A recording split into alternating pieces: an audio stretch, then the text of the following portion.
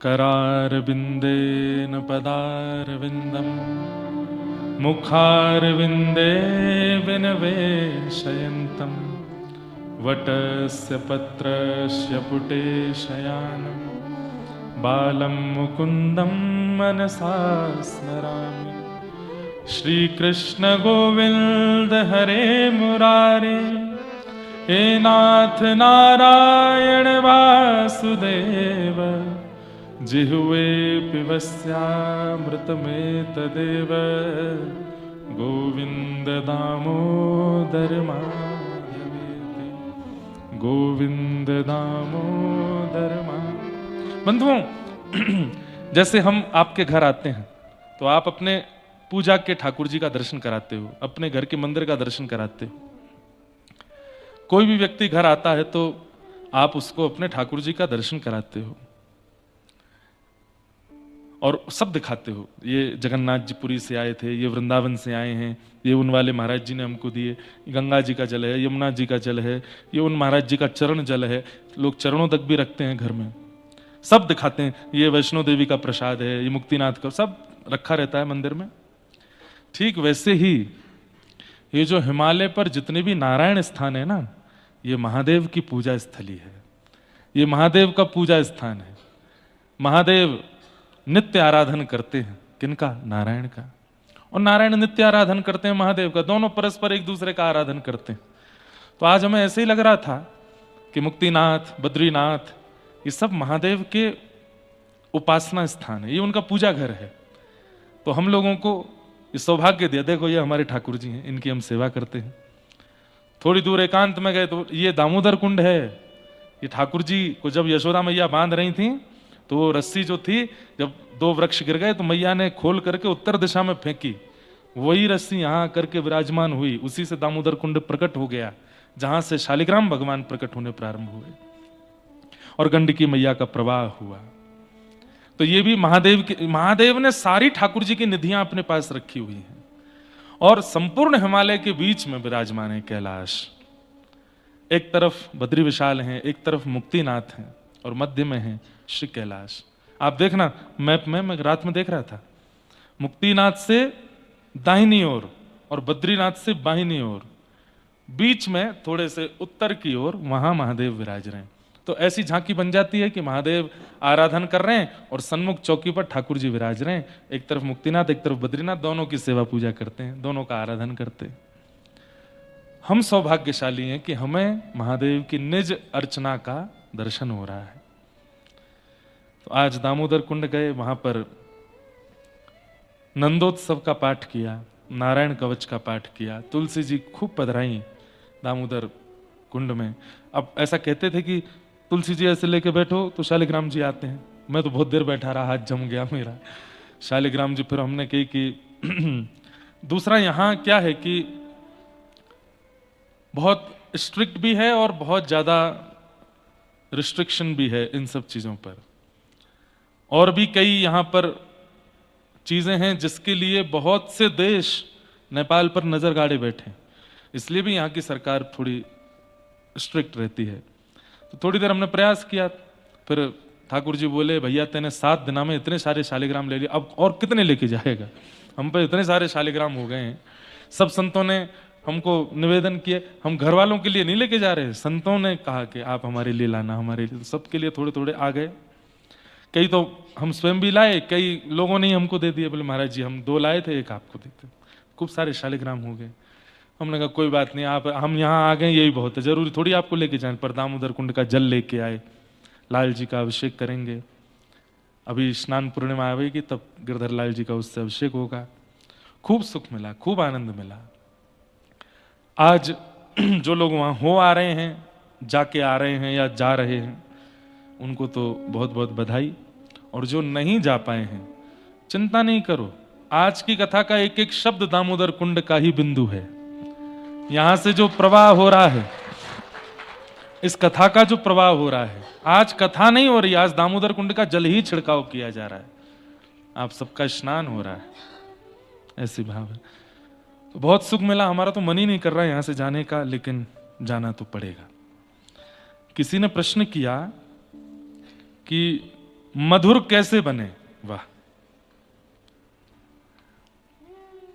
जिसके जैसे बनना चाहते हो उसका नित्य चिंतन प्रारंभ कर दो। मधुर कौन है संसार में? मधुराधिपते अखिलम मधुरम अधरम मधुरम वदनम मधुरम अधरम मधुरम वदनम मधुरम मधुराधिपते अखिलम मधुरम मधुराधिपते अखिलम मधुरम। नित्य मधुर ठाकुर जी का चिंतन करते रहो, कथाएं सुनते रहो, लीला अनुभव करते रहो, उन्हीं का दर्शन करते रहो। नित्य उन्हीं के चिंतन में, उन्हीं के ध्यान में, उन्हीं के स्मरण में, उन्हीं के भाव में रहोगे, एक दिन मधुर हो जाओगे। व्रज के रसिक संतों से कभी मिलिए, उनको देख करके ऐसा लगता है कितने मधुर हैं, कितने मीठे हैं। उनके व्यवहार स्वभाव ऐसा नहीं लगता कि ये सामान्य संसार के व्यक्ति होंगे, क्योंकि ऐसे व्यवहार विचार किसी व्यक्ति के तो नहीं होते जैसे व्रज के रसिक संतों के दिखते हैं। कैसे हो गए? मधुराधिपति ठाकुर जी का स्तवन करते करते हो गए। नित्य उनका स्मरण करो, नित्य उनका स्तवन करो, वैसे ही हो जाओगे, उनके जैसा रूप आने लगेगा। फिर दूसरा प्रश्न किसी ने किया है, गुरुदेव भक्ति की कितनी स्थितियां होती हैं? इनमें सबसे श्रेष्ठ स्थिति कौन सी है? हम यदि अपनी स्थिति को दूसरे की स्थिति से तुलना कर अपने आप को कोसते हैं तो ये गलत है। यदि हम भी दूसरे के उच्च कोटि के प्रेम लक्षणा भक्ति देखते हैं तो हमें लगता है हमारी ऐसी स्थिति कब होगी, हम कब ऐसी प्रेम भक्ति प्रकट करेंगे। 3-4 प्रश्न हैं एक साथ, ध्यान से सुनना। भक्ति की कितनी स्थितियां हैं? 4। निर्गुण, सतगुण, तमोगुण और रजोगुण। क्रमशः यदि कहूं तो सबसे पहले तमोगुण। तमोगुणी भक्ति किसे कहते हैं? जहां पर व्यक्ति ठाकुर जी को केवल और केवल देने वाला समझता है और स्वयं केवल मांगने जाता है, वो एक प्रकार की तमोगुणी भक्ति है। वो मुक्तिनाथ ठाकुर जी को दर्शन करने नहीं आया, अपने कष्ट सुनाने आया है। वो बद्रीनाथ दर्शन करने, धाम निवास करने नहीं गया है, अपनी पीड़ा ठाकुर जी को बताने गया है। कई लोग धाम यात्रा इसलिए भी करते हैं कि हमारा वो काम बन गया तो हम वहां जाएंगे, नहीं बना तो नहीं जाओगे। ठाकुर जी पूछते होंगे ऐसा, नहीं बना तो नहीं आओगे। ऐसे भक्तों को कहते हैं तमोगुणी। पहले जब हम छोटे थे तो हम भी सुनते थे गिरिराज जी की परिक्रमा लग रही है, दूध की धारा लग रही है, किसी कामना से लगाई जा रही है, तो हमें भी ऐसा लगता था शायद इसीलिए ही परिक्रमा होती है कि कामना हो। लेकिन जब भागवत करना प्रारंभ किया, गुरुदेवों से अध्ययन किया, तब पता चला अरे राम राम, ये तो कितना तामसी है। ठाकुर जी को कितना अनुचित लगता होगा कि कोई व्यक्ति केवल स्वार्थ के लिए उनके पास आता है। हर दिन आपके द्वार पर एक व्यक्ति खड़ा है और आपसे कहता है मैं आपसे बहुत प्यार करता हूं। आप कहते हो अच्छा बहुत बढ़िया बात। 2-3 बार आपने उसको अपने द्वार पर देखा तो 5वीं बार आपने उसको अंदर बुलाया। अंदर आकर के उसने कहा आप बहुत धनवान हैं, मैं इसलिए आपके पास आया हूं, थोड़ा सा धन दे दीजिए, मैं ये काम कर लूं। तो कितनी पीड़ा होगी। 4 बार मैंने सुना था तब इसने कहा था कि मैं प्रेम करता हूं, और अब ये कह रहा है कि आप धनवान हैं, मैं इसलिए आपके पास। स्वार्थ से मानवों के पास भी कोई आता है तो मानव को अच्छा नहीं लगता, तो ठाकुर जी को कैसे अच्छा लग सकता है। लेकिन इन भक्तों को क्या कहते हैं? तमोगुणी। ठाकुर जी को ये प्रिय नहीं है, तमोगुणी भक्त। उसके बाद आते हैं रजोगुणी। अच्छा, तमोगुणी भक्त का एक लक्षण और है, क्या? ये दूसरे से ईर्ष्या करते हुए ठाकुर जी के पास जाता है। किसी की शिकायत लेकर के या किसी की उपलब्धि से परेशान होकर के इस प्रकार से ठाकुर जी के पास जाता है। उसका इतना भला क्यों कर रहे हो, मेरा क्यों नहीं करते? उसके साथ इतना बढ़िया क्यों हो रहा है, मेरे साथ क्यों नहीं होता? इस प्रकार की भावना से जो भजन भक्ति करता है वो तमोगुणी। तमोगुणी का तीसरा लक्षण एक और है, जो केवल अपने मतलब की भक्ति देख करके ठाकुर जी की सेवा में जाता हो। समझ में आई बात? जैसे कई महादेव के उपासक, वो महादेव की उपासना केवल इसलिए करते हैं कि महादेव की उपासना करेंगे तो हमको कुछ जड़ी बूटियां लेने का अनुभव हो जाएगा। ये तमोगुणी भक्ति है, ये तामसिक भक्ति है, ठाकुर जी को ये प्रिय नहीं। उसके बाद आती है रजोगुणी। कोई आरती की निंदा नहीं है, पर उस आरती का अर्थ हम लोगों ने गलत लगा लिया। क्या? ओम जय जगदीश हरे, भक्त जनों के संकट क्षण में दूर करे। और फिर उसमें आता है कि हमारे घर के जितने भी दुख दारिद्र हैं सबको दूर कर दो नाथ, तेरा तुझको अर्पण क्या लागे मेरा, आदि आदि ये भावना करते हैं। मतलब ठाकुर जी से मांगते भी हैं, पर इस ढंग से मांगते हैं कि नाथ सब आपका ही तो है, सब आपका ही तो है, आपकी ही तो कृपा है। मतलब तमोगुणी व्यक्ति तो स्पष्ट मांगता है, जैसे रावण, कंस आदि आदि राक्षस। पर सतोगुणी जो है वो मांगता भी है और मांगते मांगते कहता भी है, नाथ मैं भी तो आपका ही हूं, ये दुनिया भी तो आपकी है, ये वस्तु भी तो आपकी है, सब आपके लिए ही तो किया जा रहा है। ऐसे भक्तों को राजस भक्त कहते हैं। ये भी ठाकुर जी को प्रिय नहीं। तामसिक, राजस, फिर आते हैं सात्विक। सात्विक भक्त कौन से हैं? वो ठाकुर जी से कुछ मांगते नहीं है, पर ठाकुर जी से जाकर के कहते हैं कि नाथ आपकी कृपा बनी हुई है, ये कृपा बनाए रखना। कृपा बनाए रखना ये कामना भी एक प्रकार की कामना है। नाथ बहुत आनंद है जीवन में, कोई दिक्कत नहीं है, बस ऐसे ही बनाए रखना। ये सात्विक। अधिकतर हम लोग सात्विक में आते हैं, तामसी भी हो सकते हैं, कुछ पता नहीं, पर सात्विक ज्यादा है। और चौथे भक्त होते हैं निर्गुण, जिनकी चर्चा मैंने एक दिन की थी, जो मुक्ति की भी कामना नहीं करते। कहा करूं वैकुंठ जाए, कहा करूं वैकुंठ जाए। ये कौन है? ये निर्गुण भक्त है। मैं क्या करूंगा वहां जाकर के? जहां नहीं नंद, जहां नहीं यशोदा, जहां नहीं नंद, जहां नहीं यशोदा, जहां नहीं गोपी ग्वाल और गाय, जहां नहीं गोपी ग्वाल और गाय। कहाँ करूं वैकुंठ जाए, कहाँ करूं वैकुंठ ही जाए। और अंत में कहते हैं व्रज तज मोरी जाए बलाए। यदि व्रज से बाहर जाना हो तो मेरी अलाएं बलाएं जाएं, मैं तो नहीं जाऊं। बंधुओं, आज भी कई ब्रजवासी ऐसे हैं, रास पंचाध्याय से आगे की कथा अगर होती है तो वो उठ के चले जाते हैं। क्यों? कृष्ण व्रज से बाहर जाने वाले, मथुरा जाने वाले हैं, पर द्वारिका वो कथा सुनते ही नहीं है।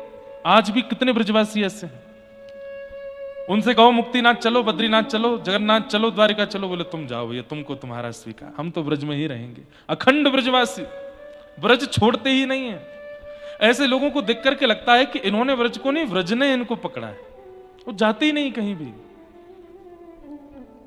ऐसे अखंड ब्रजवासी हैं हमारे ब्रज में कई लोग। वो कौन है? बोले वो निर्गुण है, उन्हें कुछ नहीं चाहिए।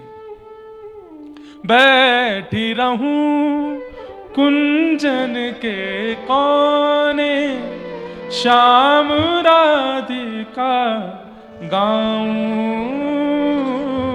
बैठी रहूं कुंजन के कोने, श्याम राधिका। कितने श्रोता हैं हमारे, और कुछ शिष्य भी हैं, कहीं नहीं जाते वो कथा सुनने, वो बस यही कहते महाराज जी 6 महीना में एक कथा तो वृंदावन कर दिया करो, हम बाहर तो नहीं जा सकते, हम यहीं सुनेंगे।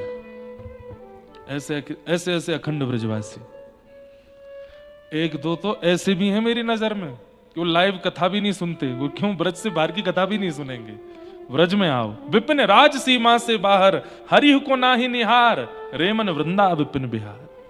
हे बिहारी जी, यदि आप वृंदावन की सीमा से बाहर प्रत्यक्ष प्रकट हो गए, हाथ पैर चलाते हुए बोलने लग गए और कहने लगे कि आओ मेरा दर्शन करो, तो भी हम आपको नहीं देखेंगे और आपसे कहेंगे पहले व्रज में आओ। व्रज से बाहर आपका दर्शन नहीं करेंगे। अब ये विषय थोड़ा ना बाहर के लोगों को चुभेगा कि ऐसा क्यों बोल रहा है, या मुक्तिनाथ भी तो श्रेष्ठ है, बद्रीनाथ भी तो, पर भैया ये निर्गुण भक्त है, ये कहीं नहीं जाते, ये केवल और केवल वृंदावन में ही रहते हैं। हमारी प्रिया जी श्री किशोरी जी अखंड ब्रजवासी, एक बार केवल कुरुक्षेत्र गई हैं, बाकी कहीं नहीं जाते, सदा ब्रज में रहते हैं। दूसरे हमारे गिरिराज जी अखंड ब्रजवासी, गिरिराज जी भी ब्रज से बाहर नहीं जाते। कोई ले जाने का प्रयास करता है तो ऐसा सिर में दर्द कर देते हैं, वापस छोड़ के आना पड़ता है। या फिर कोई बहुत उच्च श्रेणी का कोई भक्त हो तो उसके साथ जाते, नहीं तो गिरिराज जी बाहर नहीं जाते, अखंड ब्रजवासी। तीसरा यमुना जी। अब आप कहेंगे यमुना जी तो दिल्ली में भी हैं, यमुना जी तो प्रयागराज में भी हैं। अब देखो कहने वाली बात है, दिल्ली में नदी स्वरूप में है, प्रयागराज में नदी स्वरूप में है, वृंदावन में महारानी है। और महारानी रूप से, पटरानी रूप से यमुना जी का जो स्वरूप है वो वृंदावन में ही रहता है, उसके बाहर नहीं जाता। चौथे श्री गोपेश्वर महादेव, वृंदावन से बाहर नहीं जाते, सदा वृंदावन में ही रहते हैं। महादेव के एक से एक अद्भुत स्वरूप पूरे विश्व भर में हैं, लेकिन गोपी स्वरूप में केवल वृंदावन में विराजते हैं। पर हम प्रयास करेंगे कि गोपेश्वर मानसरोवर में आवे मानसरोवर में आवे। कई लोग हो सकता है कि मेरी बात को खंडन भी करेंगे, कोई बताओ कैलाश में जाके गोपेश्वर को बुला रहे हैं। हम ब्रजवासी हैं भैया, हम कहीं कुछ भी कर सकते हैं हम मानसरोवर में भी गोपेश्वर को बुला देंगे और आनंद होगा वहां पर भी। पांचवे अखंड ब्रजवासी हैं व्रज की लता पता गुल्म पत्र वृक्ष। कई लोग कहते हैं कि वृंदावन से रज नहीं ले जानी चाहिए, पर रज कणिका जब आप वृंदावन जाते हो तो कितनी आपके वस्त्र पर, कितनी आपके चरणों में, कितनी आपके अंग पर, बालों, सब जगह लगी जाती है। तो वो तो रज चली ही जाती है किसी ना किसी रूप में आपके साथ। बाकी इसमें एक चीज कर सकते हैं कि रज यदि वृंदावन की लाए हैं तो ऐसी पड़ी नहीं रहनी चाहिए घर में, उसका एक बहुत सुंदर स्थान हो और रोज श्रृंगार हो, रोज नित्य सेवा हो और मंदिर में ही विराजें, क्योंकि भगवान के चरण आच्छादित हैं ब्रज की रज में। नहीं तो व्रजरज भी अखंड ब्रजवासी है, व्रत छोड़ के कभी नहीं जाते। और हमारे सप्त निधियों में श्री राधारमन लाल जी ये अखंड ब्रजवासी हैं, ये कभी व्रत छोड़ के, जब से प्रकट हुए हैं मुक्तिनाथ से गए थे वृंदावन शालिग्राम रूप में, और जा दिन प्रकट भये मुगल आक्रांताओं के कारण एक एक बार हमारे व्रज के सारे ठाकुर कहीं ना कहीं गए हैं।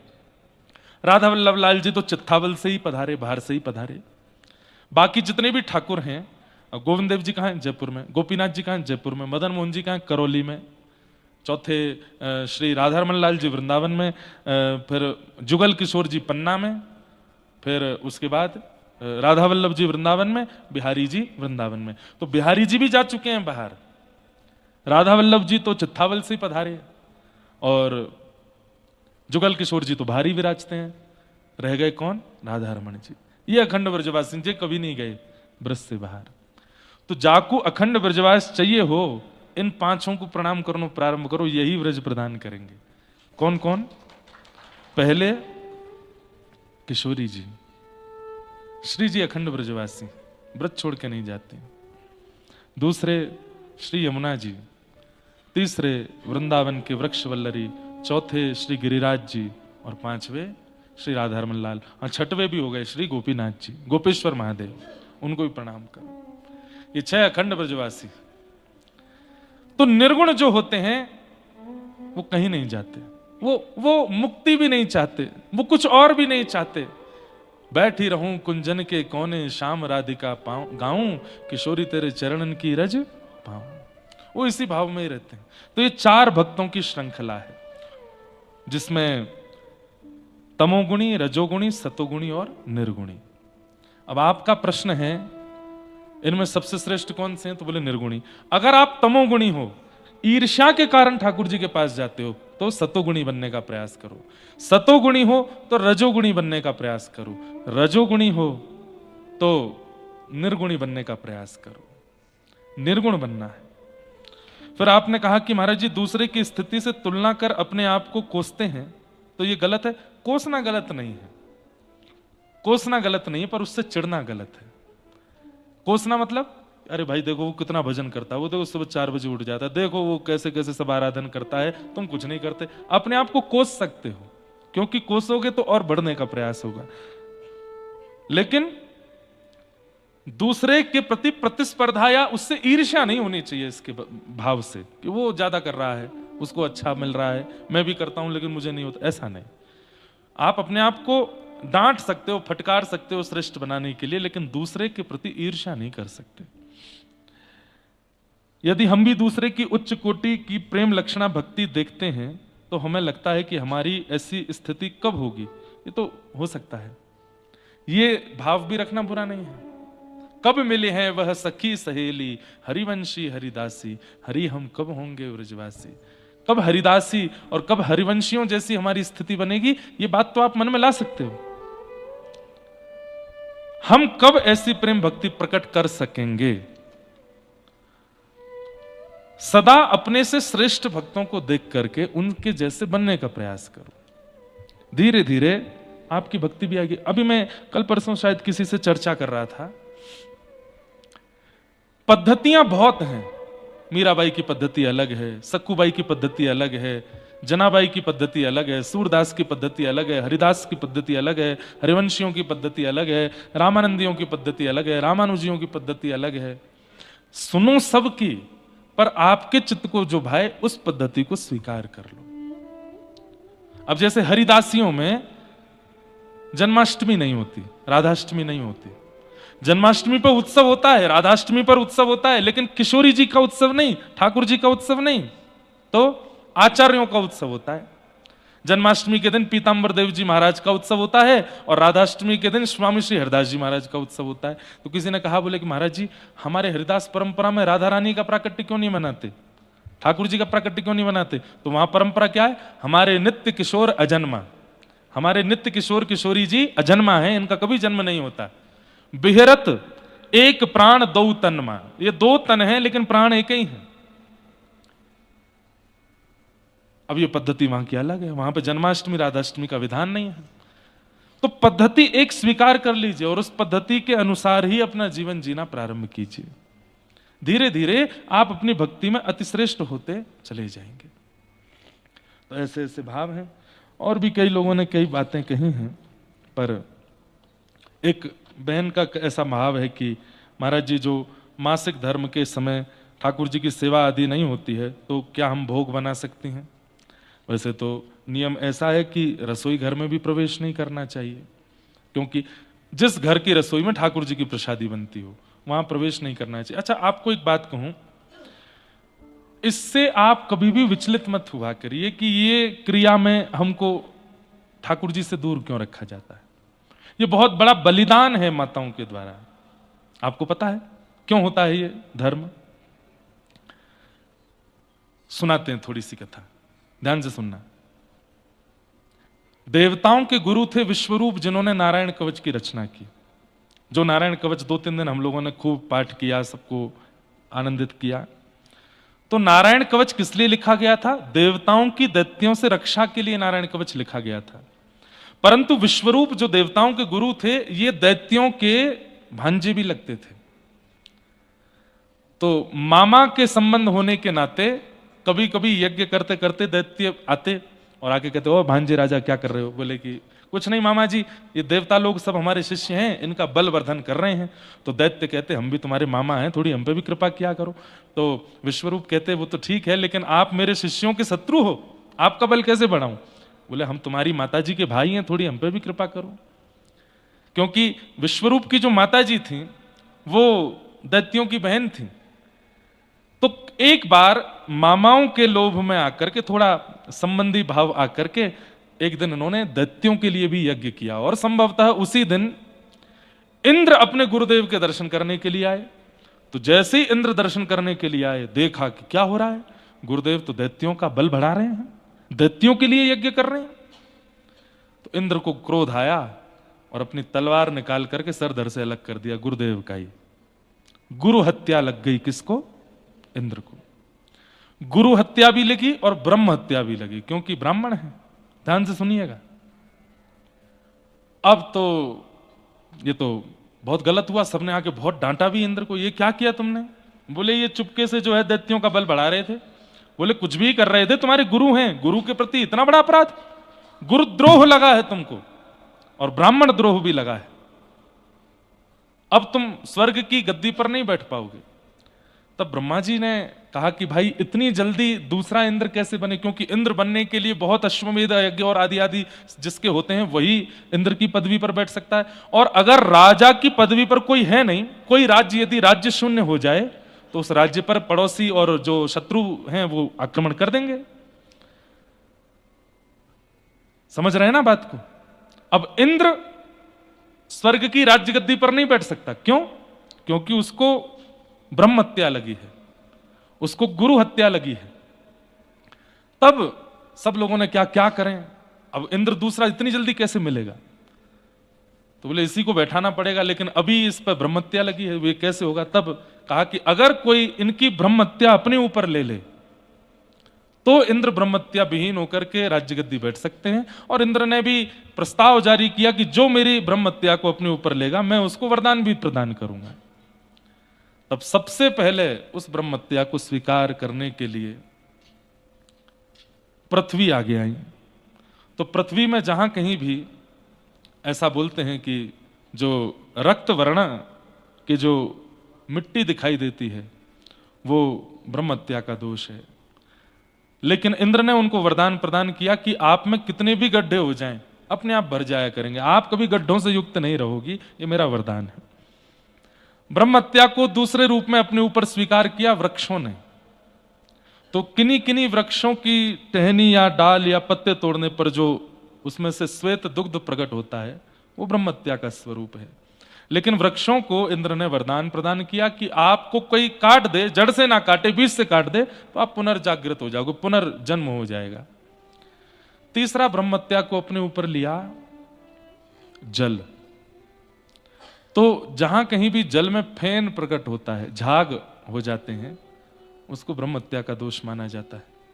और जल को इंद्र ने वरदान दिया कि आप सबके स्वरूप को बनाने वाले होगे, आप किसी के स्वरूप को बिगाड़ोगे नहीं। और चौथा ब्रह्म हत्या को अपने ऊपर लिया विश्व की माताओं ने। इंद्र राजा बन सके इसलिए, जिसके कारण मास में कुछ अपवित्र दिन उनको रहना पड़ता है। इंद्र ने इनको क्या वरदान दिया? बोले आप किसी को भी अपने वश में कर सकते हो जब तक पिताजी के पास रहोगे तो पिताजी वश में रहेंगे, भैया के पास जाओगे तो भैया वश में रहेगा, और ब्याह होने के बाद में पिताजी पतिदेव वश में रहेंगे, और पुत्र होने के बाद पुत्र भी वश में रहेगा तो ये इंद्र का वरदान है। तो ये कोई ग्लानि वाली बात नहीं है, केवल आप लोगों का बलिदान है। इतना बड़ा बलिदान कि स्वर्ग चल रहा है आप लोगों के कारण, इंद्र बैठे हैं राज्य गद्दी पर आप लोगों के कारण। और उन समय में कई मॉडर्न विचार वाले कई लोग ऐसा सोचने लगते हैं कि नहीं, रोक टोक नहीं होनी चाहिए, ऐसा नहीं होना। वो कोई हीन भावना से नहीं है, केवल वो ब्रह्म हत्या का दोष आपने अपने ऊपर लिया है, इसलिए उन दिनों में कुछ शुद्ध क्रिया करने के लिए मना किया जाता है। बढ़िया आराम करो, तान दुपट्टा सो, रजाई ओढ़ करके पड़े रहो बेड पे, क्या करना है? पतिदेव और बच्चों से कहो 4 दिन तुम भोजन बनाओ, हम खाएंगे, चाय पिलाओ, सूप बनाओ, चलो इडली बना के लाओ, बाकी के दिन तुम्हारी इच्छा मानी जाएगी, इन दिनों हमारी इच्छा मानी जाएगी। तो ये तो उसको आप लोग ऐसा नहीं, ऐसे मत लिया कीजिए कि ये ऐसा क्यों हमारे समाज में ऐसा नहीं, वो आवश्यक है। उसमें रसोई में और मंदिर में प्रवेश ना किया जाए तो अच्छा है।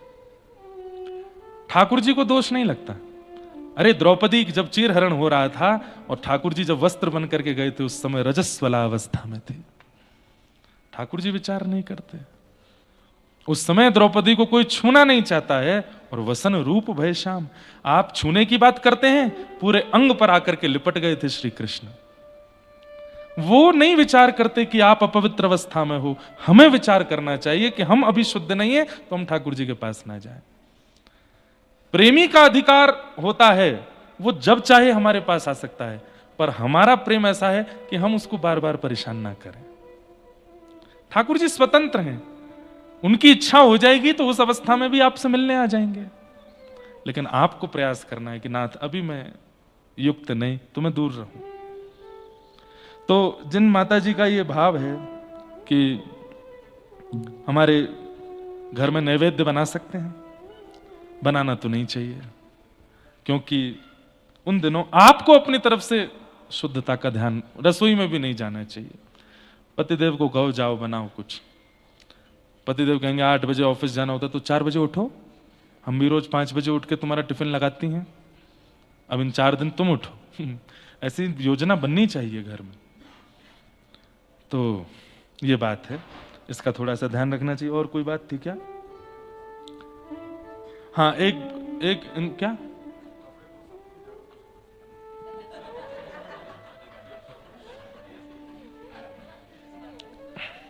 कुछ मत करिए, ये भी पतिदेव से ही करवाइए। पंडित जी कह रहे हैं कपड़े धो सकती हैं, झाड़ू पोछा कर सकते हैं, कुछ नहीं करना है, तान दुपट्टा सो। हाँ, ये भी पतिदेव ही करेंगे, ये भी बालक बच्चे ही करेंगे। ये है अब पुरानी वाली सोच। काय को करे? जब भाई ठाकुर जी की सेवा में परहेज है तो बर्तन मांजना आदि कुछ नहीं करना है। बर्तनों में भी तो प्रसाद ही पाया जाएगा, वस्त्र पहन के भी तो मंदिर जाया जाएगा, क्यों धोए हम? कुछ स्पर्श नहीं करेंगे। वॉशिंग मशीन में भी पति डाल के आएगा, नहीं डालने जाएंगे। मतलब कुछ तो कराओ, नहीं कराना हमें कुछ भी। जब मंदिर में प्रवेश नहीं है, रसोई में प्रवेश नहीं, तो कहीं भी प्रवेश नहीं। बिस्तर पे ही रहो बस, स्नान ध्यान करो, आनंद करो। हाँ, नाम जप माला आदि ये सब भी नहीं, मन ही मन कर सकते हो, मन ही मन ठाकुर जी का स्मरण कर सकते हो। और हाँ, यूट्यूब पे बढ़िया कथा सुन सकते हो, पूरे दिन कथा सुनो। श्रवण करने में, ग्रहण करने में किसी में दोष नहीं है, आप कर सकते हो। फिर एक का भाव है कि महाराज जी मैं अपने लाला को हर जगह लेके जाती हूँ जब हम घर से दूर जाते हैं, पर मैं लाला का पूरा ध्यान रखती हूँ जितना मुझसे हो सकता है, क्योंकि घर पर अकेले नहीं छोड़ सकती मैं लाला को। क्या ये सही है? देखो, आपने एक बात यहां पर कह दी जिससे थोड़ी सी मन में संशय आ गया। जितना मुझसे हो सकता है, नहीं। जब एक मां अपने छोटे बालक को लेके जाती है तो जितना हो सकता है नहीं, जितना हो सकता है उससे ज्यादा करती है उसके लिए। बालक नहीं है, पति है साथ में, तो पति के लिए भी ज्यादा करती है। चाहे वो पहाड़ों पर जाए, चाहे वो समुद्र के तट पर जाए, विदेश जावे, कहीं भी जाए, वो जितना हो सकता नहीं, हो सकता है उससे अधिक करने का प्रयास करती है। तो ठाकुर जी के संबंध में ये बात क्यों आ जाती है कि जितना हो सकता है? नहीं, जितना आपकी क्षमता है उससे अधिक करना है तो ही आप लेके जा सकते हो, नहीं तो नहीं। दूसरी बात, इतने बड़े बड़े आचार्य हमारे सब कथाएं करते हैं, भ्रमण पर रहते हैं, शंकराचार्य भगवान हों, चाहे हमारे रामानुजाचार्य हों, जगत गुरु आदि सब हों, हम भी कथा करते हैं, हम भी ठाकुर जी लेके चलते थे, अभी तो थोड़ा विश्राम दिया है। इतनी व्यवस्था लेके चलते थे कि एक गाड़ी भर के तो ठाकुर जी का ही सामान चलता था। लाल जी जहां भी विराजते थे, एक गाड़ी भर के ठाकुर जी का सामग्री चलती है। उनका पूरा सिंहासन चलेगा, सारे बर्तन चलेंगे, एक एक चीज चलेगी, खिलौने चलेंगे, ऊपर का छत्र चलेगा, चमर चलेंगे, और वो ऊपर जो धारण कराए जाते हैं चंदोबा चलेगा, पिछवाई चलेगी। इतना सामान लेके चलते थे। ठाकुर अपने लिए बैग एक हो, लेकिन ठाकुर जी के 4 बैग चलते थे। तब ठाकुर जी को बाहर ले जाने में सुख मिलता। फिर उसमें भी पूरे रास्ते की व्यवस्था। अब जैसे हमको काठमांडू यहां आना होता और अगर लालजी संग आ रहे होते तो योजना कैसे बनती? वृंदावन से दिल्ली जाएंगे, दिल्ली एयरपोर्ट पर किसी वैष्णव के यहां से प्रसाद आएगा, ठाकुर जी का भोग लगेगा, उसके बाद फ्लाइट में बैठेंगे, फ्लाइट से उतरते ही काठमांडू पहुंचेंगे, काठमांडू पहुंचते ही किसी वैष्णव के यहां से प्रसाद आएगा, पहले ठाकुर जी का भोग लगेगा, फिर पशुपतिनाथ दर्शन करेंगे, वहां से निकल के फिर पोखरा आएंगे, पोखरा आते ही किसी वैष्णव के घर से प्रसाद आएगा, वैष्णव के घर से ही आएगा, और वो वैष्णव हमारे संपर्क में पहचान में होगा। तो अगर कोई स्थान पर संपर्क का कोई वैष्णव नहीं है तो वहां हमारे रसोईया बाबा पहले पहुंचेंगे और पहुंच करके ठाकुर जी के लिए प्रसादी सिद्ध करेंगे, उनका भोग लगेगा, या फिर जहां रसोईया वहां से प्रसाद बन के पहले आ जाएगा, ठाकुर जी को भोग लगेगा, फिर ठाकुर जी शयन करेंगे। अगले दिन सुबह बाल भोग करके ठाकुर जी पहाड़ी यात्रा पर निकलेंगे। बीच रास्ते में 2 जगह कहीं ना कहीं प्रसाद की व्यवस्था होगी, दोनों जगह प्रसाद पाते हुए फिर मुक्तिनाथ पहुंचेंगे। यहाँ आते ही ठाकुर जी बढ़िया काढ़ा पियेंगे गरम गरम, उसके बाद शयन करेंगे। अगर लाल जी आते तो ये नियम होता है। वहां फिर आप स्वतंत्र, आप चलो, और आपके अनुसार ठाकुर जी नहीं रहने चाहिए, ठाकुर जी के अनुसार आप रहो, तब तो आप ठाकुर जी को लेके जा सकते हो। और इसमें कितने पापड़ बेलने पड़ते हैं ये हम जानते हैं। तो क्या करें? अब घर छोड़ के जाएं ठाकुर जी को? लेके जाओ, इतनी व्यवस्था करो। लेकिन अगर घर छोड़ के जाओ तो कैसे जाओ? सुनो, हमारे यहाँ मानसी सेवा का बहुत सुंदर विधान है। जैसे आप 2-3 दिन के लिए कहीं जा रहे हो और आपको पता है कि मैं व्यवस्था नहीं कर पाऊंगा, तो ठाकुर जी के सन्मुख खूब बढ़िया उस दिन अच्छी सामग्री बनाओ घर में प्रसाद की। ठाकुर जी से कोई बात मनवानी हो तो भोजन बढ़िया बना दो बस। ऐसे हमारे लाल जी जो हैं चटोरे हैं, जो प्रसाद सुंदर देख करके आनंदित हो जाते हैं। खूब सुंदर प्रसादी सिद्ध करके ठाकुर जी का भोग लगाओ। 4-5 दिन के लिए ठाकुर जी के खूब सुंदर सुंदर लड्डू और मिष्ठान प्रसादी डिब्बा में रख के बगल में धर दो। कुछ फल पास में रख दो और ठाकुर जी से निवेदन करके जाओ, जय जय अभी तक तो हम थे और आपका भोग आदि सब चल रहा था। ये घर का एड्रेस है, ये घर का नंबर है, ये घर का पता है, मधुमंगल, श्रीदामा, तनसुका, मनसुका सबको भेज दो, मैसेज कर देना, आप सबको बुला लीजिए। हम इतने बजे निकल जाएंगे, उसके बाद पूरा घर आपका है। यशोदा मैया आमे, किशोरी जी आमे, सब सखा ग्वाल बाल आमे। वहां रसोई में आटा रखा है, वहां पे दाल रखे हैं, वहां चावल रखे हैं, वहां पे पतीला रखा है, वहां पे भगोना रखा है, उधर पानी है, फ्रिज में इतनी सामग्री धरी है, सारी लिस्ट ठाकुर जी के आगे धर जाओ और ठाकुर जी कहो 3 दिन के लिए हम जा रहे हैं। और ठाकुर जी को खूब बढ़िया प्रसादी पवा के बढ़िया इत्र की सेवा करके ठाकुर जी को पौढ़ा दो। पौढ़ा करके शयन की अवस्था में करके जलझारी जी, बंटा जी भोग आदि खूब सारा सन्मुख पधरा के, भोग कौन सा, सूखा भोग जो खराब ना हो, ऐसा भोग ठाकुर जी के सन्मुख पधरा के और फिर आप जा सकते हैं। किस भावना से कि अब घर में सब हैं, मधुमंगल हैं, श्रीदामा हैं, यशोदा मैया हैं, नंद बाबा हैं, रोहिणी मैया हैं, बलभद्र जी हैं, राधा रानी हैं, सब घर में आ गए हैं। पूरा व्रजमंडल का आवाहन करके जाओ। 3 दिन लाला का आप ध्यान रखना। आप अनुभव करेंगे 3 दिन बाद जब लौट के आओगे ना, कुछ तो अनुभव होगा कि ठाकुर जी की अब आप सेवा नहीं कर रहे थे, अब मानसी भाव से कोई और सेवा कर रहे थे। 6 महीने के लिए बद्रीनाथ जी भी तो मानवों के लिए बंद होते हैं। 6 महीने के लिए जब बद्रीनाथ जी का विश्राम होता है, उस समय नारद जी का आह्वान किया जाता है। और वहां पर बद्रीनाथ जी में बड़ी सुंदर प्रथा, पहले यहां भी 6 महीने के लिए बंद होते थे, बल्कि यहां तो बद्रीनाथ से ज्यादा बर्फ पड़ती है। लेकिन यहाँ के एक राजा हुए, उन्होंने फिर वो नियम बंद कर दिया। अब ये 12 महीने खुलते हैं दिसंबर में, लेकिन गाड़ी से नहीं आ सकते आप ऊपर, जोम सोम के पास से पैदल आना पड़ेगा, बर्फ बहुत होती है। या फिर मार्ग खुला हो तो आ सकते हो, नहीं तो बहुत बर्फ होती है यहाँ पे। तो बद्रीनाथ में क्या नियम है, माना गांव की एक गैया, माना गांव की एक गैया जिसकी एक ही लाली हुई हो, बछिया हुई हो, उसके दूध से बना हुआ घी वो माना गांव से आएगा। फिर माना गांव में एक जो वहां के क्षेत्रीय लोग हैं, उनकी 8 वर्ष की जो कन्या होगी, वो एक कोई विशेष जाति है, उस जाति की 8 वर्ष की कन्या अपने हाथ से एक स्वेटर जैसा बुनती है। और जो स्वेटर बुनेगी जिस धातु से, जिस वस्तु से, जिस ऊन से, वह भी उस भेड़ का होना चाहिए जिसके अभी बालक नहीं हुए हैं, कुंवारी भेड़। उसके अंग से निकले हुए वस्त्र से वो स्वेटर बनता है, मतलब एक वस्त्र बनता है। वो ला करके वही बालिका लेकर के आएगी, खूब ढोल नगाड़े बजते हुए आते हैं माना से, वो रिचुअल देखने वाला है। और वहां से वो छोटी सी लाली आती है, घी और उसमें डुबो करके वो जो एक वस्त्र जैसा है ठाकुर जी के ऊपर लगाने वाला, उसको लाते हैं। फिर ठाकुर जी के अंग पर खूब सुंदर केसर, कपूर और घी का लेपन किया जाता है। उसके बाद वो वस्त्र पहनाया जाता है, साथ में ब्रह्म कमल रखा जाता है।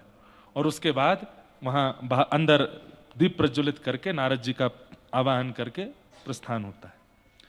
6 महीने फिर कौन करते हैं सेवा, कौन खिलाता है प्रसाद आदि, नारद जी करते हैं। अब यही मानसी सेवा है एक प्रकार से। आप 6 महीने के लिए नारद जी का आह्वान करके गए, बद्री विशाल भगवान की सेवा नारद जी करेंगे। अब कोई ये सोचे कि अब बद्री विशाल भगवान ऊपर पहाड़ों पे हम अकेले छोड़ के आ गए, क्या खा रहे होंगे, क्या पी रहे होंगे, क्या नहीं, आप मानसी भाव से देवताओं का आह्वान करके गए और 6 महीने नारद जी वहां सेवा करते हैं। और इसका प्रमाण मिलता है, जब 6 महीने बाद कपाट खुलते हैं तो बहुत कुछ भीतर ऐसा प्राप्त होता है।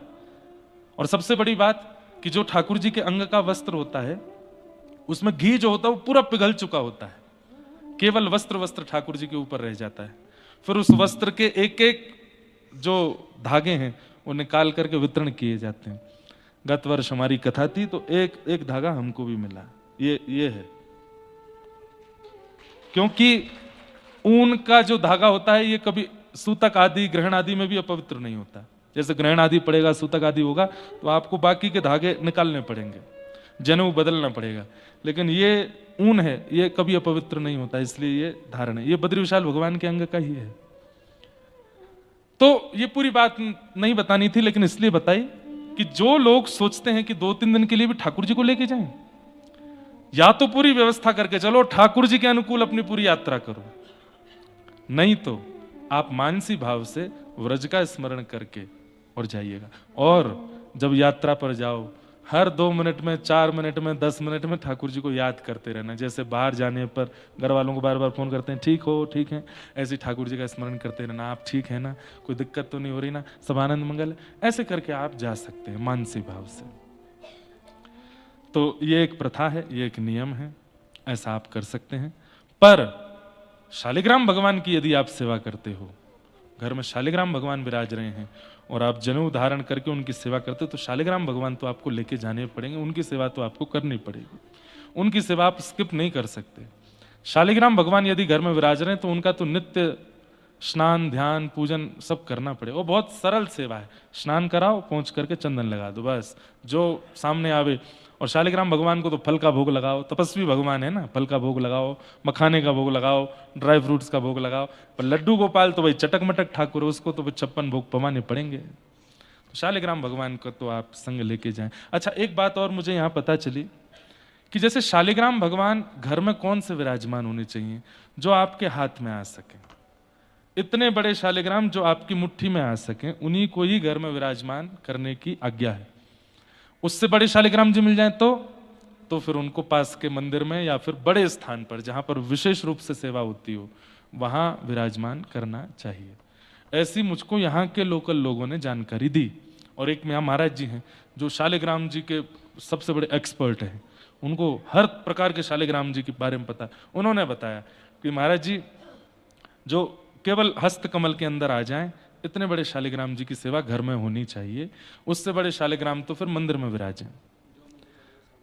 तो ये आप लोग देख, अगर उससे बड़े शालिग्राम जी हैं तो फिर सेवा नियमित रूप से और बहुत भाव से करनी होगी, क्योंकि वो प्रत्यक्ष, फिर वो छोटे शालिग्राम में छोटे लाला हैं, वो तो मान जाएंगे आपकी किसी भी गतिविधि को, लेकिन बड़े शालिग्राम जी आएंगे तो फिर बड़े रूप से ही सेवा उनकी होनी चाहिए। तो इस प्रकार ये किन्हीं का भाव था ठाकुर जी को लेकर के, इनको भी हम प्रणाम करते हैं। रास पंचाध्यायी कल हम लोगों ने श्रवण किया। रास के उपरांत ठाकुर जी अंतर ध्यान हुए, फिर महारास हुआ, गोपियों ने गोपी गीत गाया, महारास हुआ। महारास के उपरांत ठाकुर जी ने इस स्मृति को चित्त में धारण कर लिया और रास को अपना प्राण माना। ठाकुर जी को रास बहुत प्रिय। तत्पश्चात अब मैं कथा क्रम पूर्ण कर दूं। ठाकुर जी मथुरा गए, मथुरा जाकर के कंस वध किया। अपने नाना उग्रसेन जी को ठाकुर जी ने राज्य गद्दी पर बिठाया, कंस के पिताजी को, और स्वयं सांदीपनी उपाध्याय जी के यहाँ पढ़ने के लिए गए। वहां पढ़कर के लौट करके आए, व्रज की बहुत याद आई तो उद्धव जी को वृंदावन भेजा। उद्धव जी व्रजवासियों से मिलकर के आए। 6 महीने बाद आकर के ठाकुर जी ने जब उद्धव जी के चित्त में प्रेम पुलकित भाव देखे तो बहुत प्रसन्न हुए। 18 बार जरासंध ने चढ़ाई की, 17 बार तो भगवान ने उसको हरा दिया। 18वीं बार जब वो ब्राह्मणों को अनुष्ठान पर बैठा के आया तो ठाकुर जी रण छोड़ करके द्वारिका विराज गए। बोलो रण छोड़ राय भगवान की। रेवत राजा की पौत्री रेवती के साथ में बलराम जी का विवाह हुआ। श्री नारद जी महाराज ठाकुर जी के लिए कन्या ढूंढ रहे हैं, इनका ब्याह कैसे हो। तभी कौंडन्यपुर के राजा भीष्मक के यहाँ उनकी पुत्री रुक्मणी को जब नारद जी ने देखा, बहुत अच्छा था, नारद जी को लगा कि ये हैं ठाकुर जी के लायक, क्या करें। तो इतनी सुंदर कथा है भगवत जी की कि भीष्मक राजा के यहाँ नित्य कथा गाने वाले आचार्य जन आते थे। नारद जी ने उन सारे आचार्यों को पकड़ करके कहा, कोई और कथा नहीं करनी है, केवल कृष्ण के रूप का, स्वभाव का, व्यवहार का वर्णन करना है।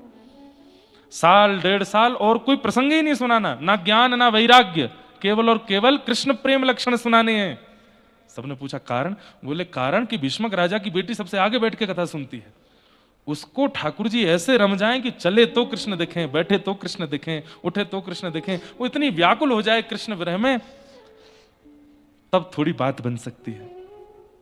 तो यहां सब व्यासों को लगा दिया, एक एक करके हर महीने नए नए व्यास आते हैं कौंडन्यपुर में, आते ही थे हमेशा से, पर अब उन व्यासों की वाणी में थोड़ी रस का भाव ज्यादा, सब ठाकुर जी के रस का वर्णन करते हैं। नन्हे से गोपाल जी, ऐसे उनके गाल हैं, ऐसे उनके नेत्र हैं, ऐसी नासिका है, ऐसे बोलते हैं, ऐसे चलते हैं। रुक्मणी जी पहले दिन सुनती हैं, बहुत अच्छा लगता है, दूसरे दिन सुनती हैं, बहुत अच्छा लगता है। सुनते सुनते सुनते सुनते 6 महीने जब हो गए तो रुक्मणी जी ने एक दिन व्यास जी से कहा, और कोई विषय नहीं है, आप केवल वो श्याम सुंदर का ही वर्णन करते रहते हैं। स्थिति ये हो गई है कि मैं दाल खाती हूं, उसमें काला जीरा भी मुझे श्याम सुंदर ही दिखता है। तब वो सब व्यास बोले, इसीलिए तो सुना रहे हैं। अब तो जहां भी रुक्मणी जी देखती हैं, श्याम कांति और पीत वस्त्र देखते ही उनको लगता है ये वही हैं जिनकी मैं कथा सुनती हूं। इसीलिए रुक्मणी जी ने अपने पत्र में सबसे पहला श्लोक लिखा, श्रुत्वा गुणान भुवन सुंदर शृण्वताम ते निर्विश्य कर्ण विवरई हरतोंग तापम। मैंने आपको बहुत सुना है, और ये सुनवाया किसने? नारद जी ने। अच्छा, इतना ही नहीं हुआ है, वहां द्वारिका में 6 महीना की कथा नारद जी करने बैठ गए हैं। ठाकुर जी से जाके बोले, हमको चातुर्मास करना है। तो ठाकुर जी बोले, कर लो। बोले, लेकिन 4 महीना कम लगते हैं, हम 6 मास करेंगे द्वारिका में। बोले, ठीक है, करो, बढ़िया, आनंद करो। गोविंद भुजगुप्तायाम द्वारवत्वाम कुरुद्वह अवासीत नारदो भिक्षणम कृष्णोपासन लालसा। नारद जी आदि जैसे संत वृंदावन में, द्वारिका में ठाकुर जी के दर्शन करने के लिए रहते हैं। तो नारद जी बोले, 6 महीना रहेंगे तो मन कैसे लगेगा? ठाकुर जी बोले, क्या करोगे? बोले, हमारी कथा रख लो आप अपने राज्य भवन में। ठाकुर जी बोले, ठीक है, कथा कर देना, सब मंत्री महामंत्री सबको। नहीं, आप सुनोगे बैठ के। ठाकुर जी बोले, हम बहुत व्यस्त हैं, और अपनी ही कथा क्या? बोले, जरूरी है कि आपकी कथा होती है, हम किसी और की सुनाएंगे। ठाकुर जी बोले, अच्छा, हमारे अलावा भी किसी की कथा है? बोले, हाँ। तो 6 महीना नारद जी रुक्मणी जी की कथा सुनाते रहे। एक राजा हैं भीष्मक, उनकी पुत्री है रुक्मणी, भूमि से प्राप्त हुई। कथा सुनने में उनकी बड़ी रुचि है। बाल अवस्था में अपने पिताजी के साथ नित्य मंदिर जाया करती थी, ऐसे भाव रखती थी, ऐसा करती थी, आदि आदि सब भाव। ठाकुर जी कहें, तुम रोज रोज एक ही कथा क्यों सुनाते हो भाई? बोले, कैसी लग रही हैं ये बताओ। बोले, बढ़िया हैं। बोले, बस ये बढ़िया ही तो लगवाना है आपको। तो मतलब केवल गुणगान रुक्मणी जी नहीं सुन रही हैं, ठाकुर जी भी सुन रहे हैं। और जब 6 महीने पूर्ण हो गए, रुक्मणी जी के रोम रोम में कृष्ण विराजमान हो गए। एक दिन भाई ने आकर के कहा कि हम तुम्हारा विवाह शिशुपाल से कर रहे हैं। तो रुक्मणी जी ने कहा कि मैं तो मन से, बुद्धि से, आत्मा से कृष्ण को वर्ण कर चुकी हूं भैया, अब कैसे होगा? बोले, कृष्ण? कौन कृष्ण? वो द्वारिका वाला? बोले, हाँ। अपनी फूल सी बहन का ब्याह मैं उस टेढ़े मेढ़े से करूंगा? कोई कहता उसका पाम टेढ़ा, कोई कहता उसका हाथ टेढ़ा है, कोई कहता उसके। बोले, भैया आपने देखा कभी उनको? बोले, देखा नहीं है, सुना ही है। और मैंने तो सुना है कि वो काला है। मेरी ऐसी ऐसी चंद्रमा जैसी बहन को मैं उस कालिया से ब्याह कराऊंगा? भैया मैं वही तो कह रही हूं, आपने देखा उनको? देखा नहीं है पर सुना। और सुन, उसकी बिरादरी का नहीं पता, ये कंफर्म ही नहीं है कि वो बेटा किसका है। कोई कहता है नंद जी का बेटा, कोई कहता है देवकी का, और जेल में जन्म हुआ उसका, जेल में, कारागृह में जन्म हुआ। ऐसे से अपनी बहन का ब्याह करूंगा मैं? और कईयों तो ऐसा भी कहते हैं कि वो अयोनिज है, उसका जन्म ही नहीं हुआ, वो कहीं और से प्रकट हो गया है, मैं कैसे ब्याह कर दूं? रुक्मणी जी बोली, भैया मैं भी तो पिताजी को खेत में ही प्राप्त हुई थी ना, तो ये बातें तो मेरे लिए भी बन सकती हैं कि मेरे पिता का भी कोई अता पता नहीं। ऐसा क्यों बोलती है? बोले, जब मेरे लिए बुरा लग रहा है तो आपको उनके लिए कैसे कह रहे हो आप? लेकिन रुक्मी ने एक बात भी नहीं मानी और शिशुपाल से सगाई कर दी रुक्मणी जी की। रुक्मणी जी ने अपनी भाभी से कहा तो भाभी ने कहा, तुम तो इतना व्याकुल हो रही हो उनसे ब्याह करने के लिए, वो तुम्हें जानते भी हैं द्वारिकाधीश? बोले, जानते तो नहीं होंगे। तो बोले, ऐसे कैसे फिर? मतलब तुम उनसे बिना मिले, बिना जाने, बिना परिचय तुम यहाँ जो है विवाह के आनंद बनाए जा रही हो? एक पत्र तो लिखो। तब रुक्मणी जी ने पत्र लिखा, 7 श्लोक लिखे। मानो इन 7 श्लोकों में ठाकुर जी से विवाह कर लिया। 7 श्लोक लिख करके एक ब्राह्मण के हाथ भिजवाए। ब्राह्मण ने जाकर के जैसे भगवान को पत्र दिया, ठाकुर जी ने पत्र खोल करके समझ गए कि ये पत्र तो थोड़ा जो है हृदय वाला है, तो आप ही पढ़ के सुनाओ। ब्राह्मण देवता बोले, जैसे पत्र पढ़ने लगे, प्रथम श्लोक सुनते ही ठाकुर जी बोले, चलो। बोले, कहाँ? जिन्होंने भेजा उनके घर चले। इन्होंने हमको बुलाया है, आमंत्रण दिया है, चलें। पूरा पत्र तो पढ़ लीजिए, एक एक बात समझते, और मुझसे थोड़ा पूछ तो लीजिए वो देखने में कैसी हैं आती। बोले मैं जानता हूं ये वही है नारद जी जिनकी कथा सुनाते थे, मैं इनको भली भांति पहचान गया हूं। और रही बात, मुझे एक गुण देखना है अपने जीवन साथी में। सोचिए, भगवान कह रहे हैं मुझे अपने जीवन साथी में एक गुण देखना है, और वो गुण पहले श्लोक में ही लिखा है। क्या? श्रुत्वा गुणान भुवन सुंदर शृण्वताम ते, कि मैं आपकी कथा सुनती हूं। ठाकुर जी बोले वो मेरी कथा सुनती है, इसका मतलब सर्वगुण संपन्न है, मेरे स्वीकार की अधिकारिणी है, उसमें सारे गुण होंगे, लक्षण होंगे। और भगवान ने रुक्मणी जी को पत्र पा करके सुदेव ब्राह्मण के साथ गए और कौंडन्यपुर से जाके हरण करके लेकर के आए। फिर बाद में वसुदेव जी ने भीष्मक राजा से कह के विवाह की योजना बनाई और ठाकुर जी का रुक्मणी जी से विवाह हुआ। बोलो रुक्मणी रमण भगवान की।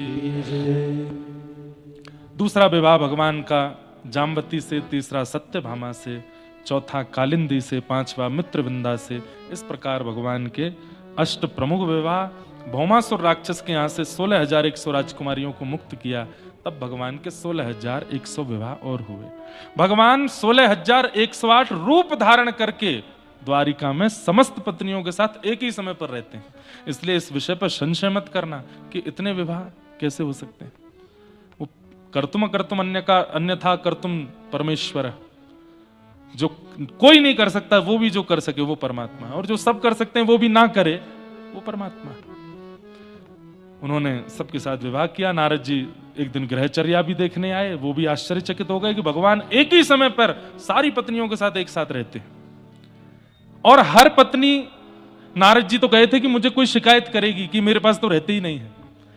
नारद जी बोले मजा आएगा, दुनिया की पत्नियां अपने पति की बुराई ही करती रहती हैं, शिकायत ही करती रहती हैं, अब ठाकुर जी की जब कोई शिकायत करेगा कितना अच्छा लगेगा। नारद जी महाराज बोले स्तुति तो बहुत सुनी, आज थोड़ी सी जो है शिकायत सुन के आऊं ठाकुर जी की। जैसे ही पहुंचे रुक्मणी जी के भवन में, तो वहां ठाकुर जी प्रसाद पा रहे थे, रुक्मणी जी पवा रही थी।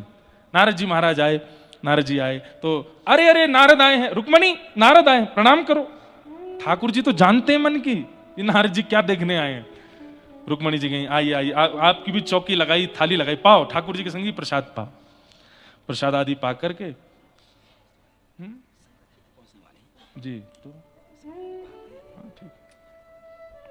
तो जैसे ही प्रसाद पा रही थी, प्रसाद पा रहे थे, थोड़ा कथा विश्राम हो जाए। प्रसाद पा रहे थे, पाते पाते प्रसाद नारद जी महाराज ने कथा विश्राम कर ले।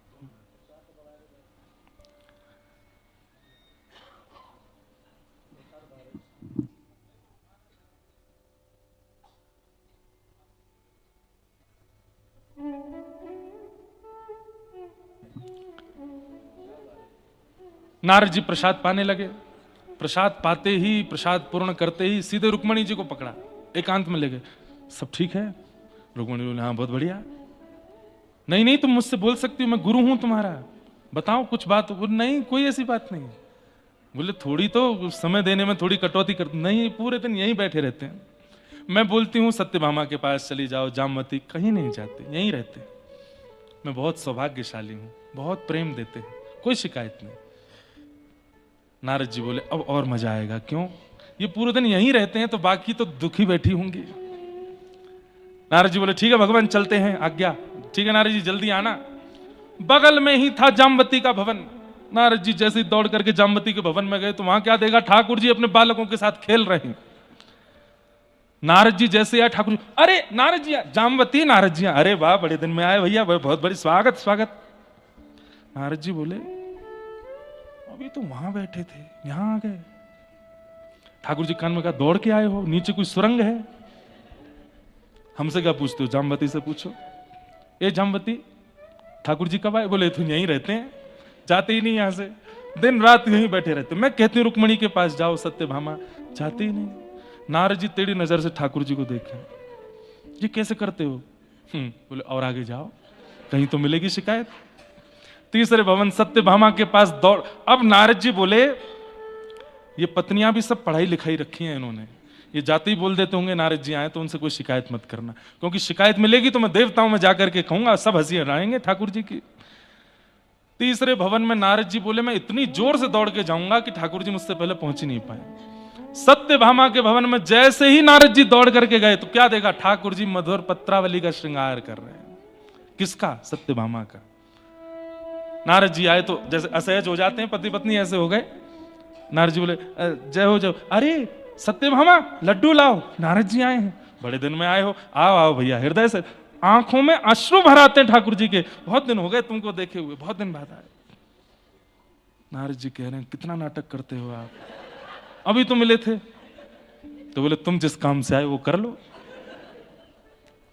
सत्यभामा को एकांत में ले जाकर के खूब प्रलोभन दिए नारद जी ने, तुम्हारे पिताजी की समंतक मणि मैं ले आऊंगा तुम्हारे पास, तुमको सबसे श्रेष्ठ पत्नी का अधिकार दिलवा दूंगा द्वारिका में, और तुम्हारे बालक ही राजकुमार बनेंगे द्वारिका के, कोई पत्नी के बालक, मैं नारद हूं, मैं सब करने के समर्थ, वैकुंठ में भी तुम्हारे बालकों का ही राज चलेगा। एक शिकायत बताओ इनकी, किस बारे में? समय देते हैं, यहीं बैठे रहते हैं, जाते ही नहीं हैं। मुझे तो कभी कभी लगता है द्वारिका चला कौन रहा है, ये तो पूरे दिन यहीं बैठे रहते हैं, ऐसे देखते रहते हैं मुझे। देखो देवी, मैं जानता हूं अपने पति की प्रशंसा करना और उसके दुर्गुणों को छुपाना पत्नी का स्वभाव होता है, पर मैं गुरु नारद हूं, मुझे बता सकती हो।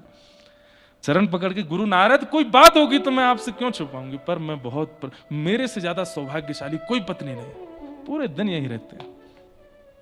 ठाकुर जी कोने खड़े खड़े देख रहे हैं नारद जी को।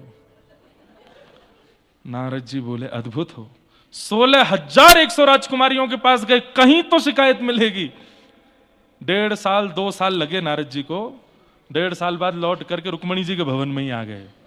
और जैसे ही रुक्मणी जी भवन में ठाकुर जी, अरे नारद जी आए, रुक्मणी जी प्रसाद पवाओ। अंत में आके नारद जी ने चरण पकड़े, बोले नाथ ये सब आपकी लीला है, आप ही कर सकते हो, हम मानव तो सोच सोच के पागल, लेकिन आप ही कर सकते हो, किसी का मन नहीं दुखने देते, सबका मन संभाल लेते हो, इसलिए आप भक्त वत्सल हो। नारद जी ने बहुत पूजा की ठाकुर जी की, बोले गृहस्थ आश्रमी यदि मैंने कोई देखा अपने जीवन में तो ठाकुर जी देखे, यहां एक नहीं संभाल पाता कोई, 16,108 संभाल के बैठे। इसलिए भगवान की होड़ मत करिएगा कि वो उनकी इतनी है तो हमें कात रख लें ना, ठाकुर जी हैं, वो सब कर सकते हैं भैया, हम लोग तो दासी बने रहे हैं। भगवान के इस प्रकार दिनचर्या ग्रहचर्या का दर्शन हुआ।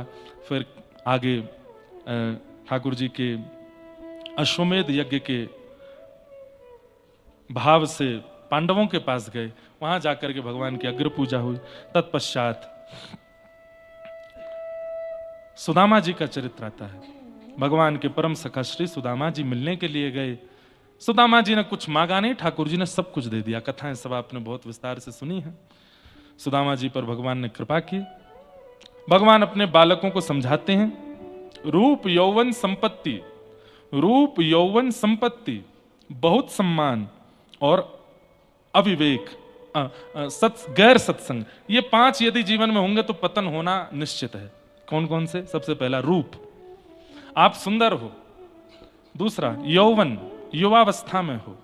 तीसरा संपत्तिवान हो, बहुत धन है आपके पास। चौथा कम उम्र में ही बहुत सम्मान मिलता है।